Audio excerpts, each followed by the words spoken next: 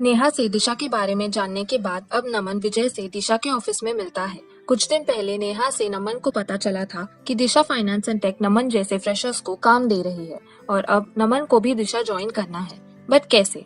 उसे पता चलता है कि विजय को दिशा के बारे में बहुत जानकारी है, तो आज वो विजय से मिल रहा है। और नमन, कैसा है यार? मेरी छोड़ भाई, मुझे कुछ पूछना है तुझसे। हाँ पूछ ना यार, बिंदास होकर पूछ। यार नेहा ने मुझे बताया कि दिशा फाइनेंस मुझ जैसे फ्रेशर्स को काम देता है और बोला कि तुझसे मिले। मुझे ये तो समझ आया कि दिशा कैसे काम करता है, बट ये समझ नहीं आया कि मैं दिशा के साथ कैसे काम कर सकता हूँ, क्योंकि मुझे लोन्स जैसे पर्सनल लोन्स, बिजनेस लोन और होम लोन्स के बारे में कुछ भी नहीं पता है। मैं कैसे और कितना कमाऊंगा दिशा के साथ जुड़ के, ये भी मुझे नहीं पता है। मुझे कुछ समझ नहीं आ रहा है भाई, मुझे तू ही बता मैं क्या करूं। अरे अरे, बस मेरे भाई सांस तो ले पहले। मैं हूँ ना, मैं सब समझाता हूँ तुझे कि पर्सनल लोन क्या है, बिजनेस लोन क्या है, होम लोन क्या है और लोन अगेंस्ट प्रॉपर्टी क्या होता है। और ये भी बताता हूँ कि तू कैसे और कितना कमा सकता है दिशा के साथ काम करके। और एक चीज़, दिशा नहीं बुद्धू, दिशा फाइनेंस, समझा? पर्सनल लोन क्या है और इसके क्या इम्पोर्टेंट फीचर्स है, पहले ये देख लेते हैं। तो पर्सनल लोन एक बेसिकली अनसिक्योर्ड लोन है जिसका इंटरेस्ट रेट बहुत हाई होता है। और ये अनसिक्योर्ड लोन का मतलब है कि इसकी सिक्योरिटी नहीं होती है। जैसे होम लोन के केस के अंदर आपकी प्रॉपर्टी को मॉर्गेज किया जाता है और गोल्ड लोन के केस में आपकी सिक्योरिटी रखी जाती है और कार लोन में आपकी कार रखी जाती है। इसी तरीके से कोई सिक्योरिटी नहीं होती है इसमें, तो इस लोन का जो इंटरेस्ट रेट है वो काफ़ी हाई होता है। और दूसरा है, क्रेडिट हिस्ट्री के बेसिस पर आपको ये लोन मिल जाता है,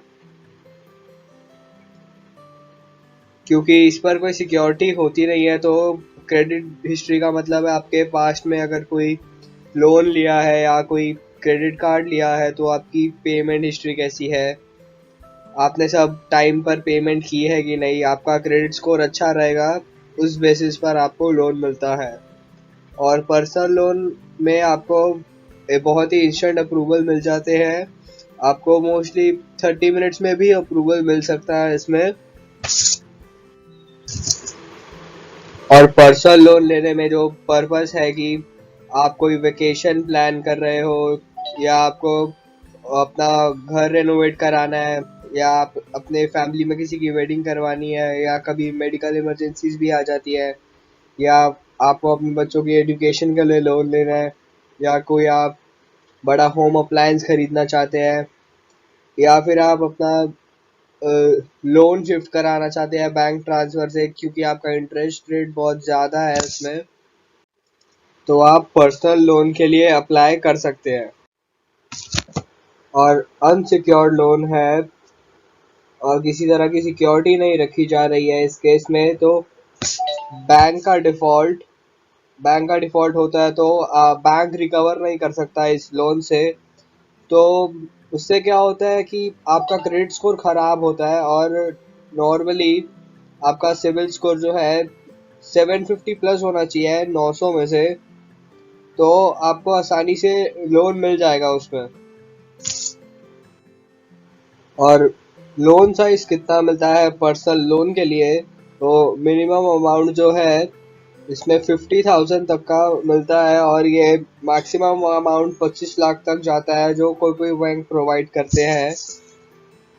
फिर टेन्योर आपको जो जनरली 1 ईयर से 5 ईयर तक का मिलता है। और इंटरेस्ट रेट जो है इसका हमेशा ही ज़्यादा होता है, यही इसका ड्रॉबैक है। पर्सनल लोन में मेनली आपको 3% से 10% तक का होम लोन मिल जाता है। अगर मैं आपको एग्जांपल दूं, मान लीजिए आपका होम लोन का रेट चल रहा है 8%, तो पर्सनल लोन आपको लगभग ही 12% से 20% तक का मिल जाता है। तो ये काफ़ी ज़्यादा होता है, होम लोन से कम 40% ज़्यादा होता है। फिर भी कुछ केसेस में है जिसमें आपको पर्सनल लोन लेना ही पड़ता है। अगर हम एग्जांपल लें तो समझिए आपने 5 लाख का लोन लिया है और उस पे 15% का इंटरेस्ट है एनुअली, तो आपकी EMI जो है वो लगभग 11,900 रुपये है और आपको प्रिंसिपल अमाउंट तो भरना ही है जो 5 लाख रुपए है, और इसका जो टोटल इंटरेस्ट रेट है वो 2,13,000 के आसपास में है। तो इसमें आप अब देख ही सकते हैं कि इसमें आपको लगभग 7 लाख रुपए तक का पेमेंट हो रही है, जिसमें 5 लाख आपका लोन है। फिर एक लॉक इन पीरियड आता है जो 3 से 12 महीने तक का आप बैंक प्रोवाइड करती है आपको, और इसके पेमेंट के आपको 2 ऑप्शंस मिलते हैं, एक तो ECS होता है और एक ऑटो डेबिट, और जो दूसरा है वो होता है पोस्ट डेटेड चेक्स। पर नॉर्मली लोग पोस्ट डेटेड चेक्स यूज नहीं कर रहे हैं, तो बैंक आपको ज़्यादातर ECS या ऑटो डेबिट करने के लिए ही बोलता है, तो जो EMI है वो डायरेक्ट आपके बैंक अकाउंट से कट जाएगी। तो जो ये सारे फीचर्स हैं अब पर्सनल लोन के लिए। अब हम देखेंगे इसकी एलिजिबिलिटी की रिक्वायरमेंट्स क्या होती है, कितना आपको लोन मिल जाता है और ये किन फैक्टर्स पर बेस्ड होता है। तो सबसे पहले तो आपकी रीपेमेंट कैपेसिटी पे ये डिपेंड करता है कि इसका मतलब आपकी एनुअल इनकम कितनी है और बाकी के लोन कितने चल रहे हैं आपके उस समय। अगर इसका एग्जांपल से समझाऊं तो मान लीजिए आपकी इनकम है 60,000 रुपये और करेंटली आप EMI भर रहे हैं 15,000 रुपये की, तो आप मिनिमम 50% अपनी सैलरी का EMI भर सकते हैं। तो आपको EMI 15,000 और आप अफोर्ड कर सकते हैं, पर उससे ज़्यादा नहीं कर सकते, क्योंकि मिनिमम आपकी 15,000 इसमें इनकम होनी चाहिए, तो ही आपका लोन अप्रूव हो सकता है बैंक से। फिर कस्टमर प्रोफाइल आपका देखा जाएगा, आप सैलरीड है या फिर सेल्फ एम्प्लॉयड है या फिर आप कोई प्रोफेशनल है या आपका बिजनेस है, या फिर आपका ऑक्यूपेशन क्या है और आपकी इनकम स्टेबिलिटी क्या है। अगर आप सैलरीड पर्सन है तो आपको लोन बहुत आसानी से मिल जाता है, क्योंकि सैलरी की बहुत ज़्यादा स्टेबिलिटी होती है। और फिर आपकी एज देखी जाती है, जो सैलरीड में मिनिमम 21 साल की होती है तो मैक्सिमम वो 60 साल तक जाती है, और प्रोफेशनल और बिजनेसमैन में ये 25 साल से 65 ईयर्स तक देखी जाती है। और प्रोफेशनल बिजनेस में ये मिनिमम 25 इसलिए होती है क्योंकि वो देखना चाहते हैं कि आपका मिनिमम 3 साल तक का एक्सपीरियंस हो बिजनेस में। और प्रोफेशनल एंड बिजनेसमैन के केस में ये लोग चाहते हैं कि मिनिमम 3 इयर्स का इनका बिजनेस चले।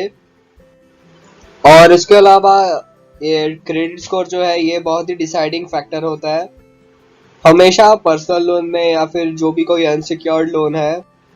जैसे कि इसमें मैंने पहले भी बताया कि 750 प्लस का आपका क्रेडिट स्कोर होना चाहिए 900 में से, और अगर आपका स्कोर 750 से कम है तो आप कोशिश कीजिए कि आप उसे बढ़ा सकते हैं, क्योंकि ये आगे बहुत काम आएगा लोन लेने में। और फिर आपके एसेट्स और लायबिलिटीज देखी जाती हैं, और लायबिलिटीज आपकी ज़्यादा नहीं होनी चाहिए एसेट्स के मुकाबले। जैसे अगर आपके एसेट्स ही 1 करोड़ रुपए के हैं और आपने लायबिलिटीज ही 50-60 लाख के ऊपर ली हुई है, तो बैंक उसे बहुत ही नेगेटिव तरीके से देखता है, और फिर आपको लोन बहुत आसानी से अप्रूव नहीं हो पाएगा इन केसेस में। फिर इसके बाद जो आपके डिपेंडेंट्स देखे जाते हैं, तो जैसे मैंने पहले एग्जांपल दिया था कि अगर आपकी 60,000 रुपये इनकम है और आपके डिपेंडेंट्स ही 50,000 रुपये के खर्चे में निकल जाते हैं, तो फिर आपके जो डिपेंडेंट्स हैं वो खाली जो बचे हुए 10,000 रुपये हैं उन पर ही कैलकुलेट किए जाएगी, और फिर उसमें आपके स्पाउस इनकम भी इसके बाद देखा जाए। तो बैंक आपकी स्पाउस इनकम भी एडिशनली कैलकुलेट करता है, इससे आपकी एलिजिबिलिटी भी काउंट होती है। तो ये सारे जो फैक्टर्स हैं ये सब काउंट होते हैं एलिजिबिलिटी के लिए। और अब हम थोड़े से एडिशनल चार्जेस देख लेते हैं। जब भी आप कोई पर्सनल लोन लेते हैं या फिर कोई और लोन लेते हैं तो आपको इंटरेस्ट तो उस पर भरना ही पड़ता है, क्योंकि ये तो बैंक का मेन चार्ज है, पर इसमें और भी एडिशनल चार्जेस होते हैं जो हमें भरने पड़ते हैं, इसलिए आपको ये सब मालूम होने चाहिए। तो पहली एक प्रोसेसिंग फीस होती है। जैसे जब आप बैंक में अप्लाई करेंगे तो आपको 1 से 2% ऑफ योर लोन अमाउंट और प्लस जीएसटी आपको भरना पड़ता है, और ये एडमिन फीस होती है। और इसके अलावा आपके प्रीपेमेंट और फोरक्लोजर चार्जेस भी, पर कुछ बैंक इन्हें चार्ज नहीं करते हैं। और स्पेशली अगर हम फ्लोटिंग इंटरेस्ट रेट देखा जाए तो जनरली ये नील रहता है, हमें ये नहीं भरना पड़ता। पर अगर मान लीजिए अगर आप कोई और लोन भी भर रहे हैं तो आपको 2% से 3% of outstanding loan amount in case of loan transfer भरना पड़ता है। और इसके अलावा कई बार हमें फिक्स्ड इंटरेस्ट भी भरना पड़ता है, और जनरली ऐसे केसेस में हमें बैंक से 2 से 3% तक का आउटस्टैंडिंग लोन अमाउंट भरना पड़ता है। पर फिक्स्ड रेट इंटरेस्ट में आपको प्रीपेमेंट और फोरक्लोजर चार्जेस जो है वो भरने पड़ते हैं। जैसे अगर अभी आपने 5 लाख रुपए का लोन लिया है और 2 साल या 3 साल लोन भरने के बाद अगर आपके पास 2-3 लाख रुपए आ जाते हैं भरने के लिए, तो आप इस पेमेंट को अपने प्री पेमेंट में काउंट कर सकते हैं। और अगर आप इस तरीके के प्री पेमेंट और फोरक्लोजर करते हैं तो कई बार होता है कि बैंक इस तरीके में आपको ये सब चार्जेस लगा सकते हैं। फिर जीएसटी एप्लीकेबल होता है आपको इस अमाउंट, और बाकी चार्जेस जैसे जो आपने प्रोसेसिंग फीस भर दी या प्री पेमेंट या फोरक्लोजर चार्जेस जो भर दिए, या फिर आपका चेक जो है वो बाउंस हो जाता है, तो उन सब अमाउंट के ऊपर आपको 18% जीएसटी भरना पड़ जाता है। अब इसमें हो सकता है कि फ्यूचर में ये कम ज़्यादा हो जाए, पर इन सब सर्विसेज पे आपको जीएसटी भरना ही पड़ेगा। तो ये सब तो हो गए एडिशनल चार्जेस। तो अब हम जल्दी से जो है डॉक्यूमेंटेशन देख लेते हैं, और देख लेते हैं इसमें क्या क्या अभी डॉक्यूमेंट्स लग जाएंगे। तो पहले सैलरी क्लास की बात कर लेते हैं। तो एक तो आपको एप्लीकेशन फॉर्म लगेगा जिसपे आपकी एक फोटोग्राफ लगेगी और आपकी आइडेंटिटी कार्ड लगेगा आपकी रेजिडेंस और एज प्रूफ के साथ, और आपके जो लास्ट 6 महीने की बैंक स्टेटमेंट लगेगी इसमें, और लास्ट 3 मंथ्स की आपकी सैलरी स्लिप लगेगी, और प्रोसेसिंग फीस का जो चेक है वो लगेगा। जो प्रोसेसिंग फीस की अब मैंने बात की थी 1-2% जो लग जाती है, और आपके 1-1.5 साल का आपका इनकम टैक्स रिटर्न जो फाइल है वो लग जाएगी। और ये सब जो डॉक्यूमेंट्स है ये सब सेल्फ एम्प्लॉयड प्रोफेशनल्स और सेल्फ एम्प्लॉयड नॉन प्रोफेशनल्स के लिए भी लगते हैं, जो बस खाली लास्ट 3 मंथ्स की सैलरी स्लिप्स नहीं लगती है, इन सब में बाकी सारे डॉक्यूमेंट्स लगेंगे। साथ में अगर आप बिजनेस में है तो प्रूफ ऑफ बिजनेस एग्जिस्टेंस और बिजनेस प्रोफाइल, और ये दोनों जो है वो करीब 3 साल का लिया जाता है आपसे। और अगर आप सेल्फ एम्प्लॉयड प्रोफेशनल है, जैसे कि अगर आप सीए है तो आपका एजुकेशन क्वालिफिकेशन सर्टिफिकेट लगेगा एक, और फिर आपके जो 3 साल के इनकम टैक्स रिटर्न फाइल लिए जाएंगे। जैसे सैलरीड में तो सिर्फ 1-1.5 साल के इनकम टैक्स रिटर्न फाइल चाहिए रहती है, पर सेल्फ एम्प्लॉयड प्रोफेशनल्स और नॉन प्रोफेशनल्स में आपको 3 साल तक की प्रोफाइल देनी पड़ेगी। और इसके साथ साथ ही आपकी ऑडिटेड बैलेंस शीट और profit and loss account statement भी इसमें ली जाएगी। तो ये सारे जो डॉक्यूमेंट्स हैं लगते हैं आपको पर्सनल लोन लेने के लिए, और इनफैक्ट ये सारे जो डॉक्यूमेंट्स हैं ये हर लोन लेने के लिए आपको एप्लीकेबल है। अरे वाह यार, मुझे तो ये मालूम ही नहीं था। पर ये तो बताओ कि एसोसिएट बनने के बाद मैं कैसे कमा सकता हूँ और कितना कमा सकता हूँ? देख, तू 2 तरीके से कमा सकता है। पहले तो तू एसोसिएट रेफ़र करके कमा सकता है। इसका मतलब वो जो ऑलरेडी किसी कस्टमर को जानता है जिसे लोन की ज़रूरत है, जैसे एसएस एजेंट या इंश्योरेंस एजेंट। उससे पहले तुझे दिशा की वेबसाइट यानी कि ऑफिशियल वेबसाइट www.disha.com पे जाकर अपना अकाउंट क्रिएट करना है और अपना नाम और नंबर देना है और सबमिट का बटन दबाना है। इमीडिएटली तुझे दिशा की टीम कॉल करेगी। ओके। और दूसरा तरीका ये है कि तू खुद किसी कस्टमर को रेफ़र कर सकता है जिसे लोन की ज़रूरत है, समझा? ये दोनों तरीके से तू कमा सकता है और ये दोनों तरीके बहुत ही आसान है भाई। ये तो मैं समझ गया, पर ये बताओ भाई कि मैं एसोसिएट कैसे बनाऊंगा अपने अंडर? मुझे तो एसोसिएट्स बनाना नहीं आता। अरे टेंशन नॉट, एसोसिएट कैसे बनते हैं इसकी ट्रेनिंग भी दिशा स्टेप बाय स्टेप देगी तुझे।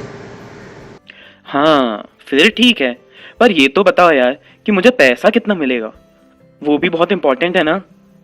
देख, अगर पर्सनल लोन या बिजनेस लोन का मैटर है तो तुझे 1.5% से लेके 2% मिलेगा, और अगर होम लोन है या लोन अगेंस्ट प्रॉपर्टी है तो तुझे 0.2 से लेके 0.7% मिलेगा।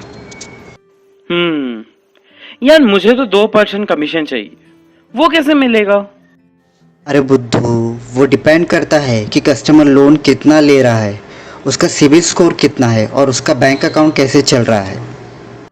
हाँ यार, ये तो तू सही बोल रहा है। अच्छा ये बता कि अगर मैंने कस्टमर रेफर कर दिया तो मुझे पैसा कैसे मिलेगा?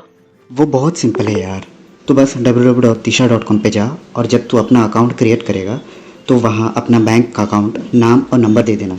जिस दिन कस्टमर का लोन पास हो जाता है उसके बैंक अकाउंट में पैसा आ जाता है, यानी लोन डिसबर्स हो जाता है, तुझे उसी दिन सेम डे पे आउट मिलता है। क्या बात कर रहा है भाई, मुझे सेम डे पे आउट मिल जाएगा? ओह हाँ भाई। भाई मुझे आज ही ज्वाइन करना है दिशा फाइनेंस, अब और वेट नहीं कर सकता मैं। अब मैं क्या करूं तुम ये बताओ पहले। अरे भाई शांत हो जा, पहले कुछ नहीं, मैं तुझे ये वेबसाइट की लिंक भेज रहा हूँ और दिशा फाइनेंस का यूट्यूब लिंक भी भेज रहा हूँ। इनको अच्छे से देख और अपना अकाउंट बना दिशा की वेबसाइट पे जाकर। इसके अलावा तू ईमेल भी कर सकता है support@disha.com पे, या फिर तू 9082658097 पे कॉल या व्हाट्सएप भी कर सकता है। हाँ अब मैं भी दिशा से जुड़ के कमाऊंगा।